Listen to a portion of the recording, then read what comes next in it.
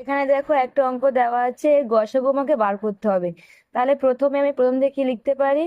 5p² equal to 5 P আছে দুটো, Q আছে দুটো।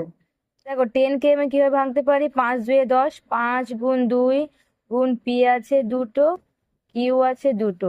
425 মানে কি? 5 5 25, পি আছে কটা? পি আছে চারটে। আর কিউ আছে কটা? কিউ আছে চারটে। এর মধ্যে দিয়ে আমাকে গসাগু বার করতে হবে। তাহলে গসাগু সমান কি? কমনটা দেখো, এখান থেকে কত কমন যাচ্ছে? 5 কমন যাচ্ছে। ইন্টু আর এখান থেকে পি দেখো একটা কমন যাচ্ছে, একটা পি। ইন্টু এখানে দেখো আর একটা পি কমন যাচ্ছে, পি। ইন্টু দেখো একটা কিউ কমন যাচ্ছে, কিউ।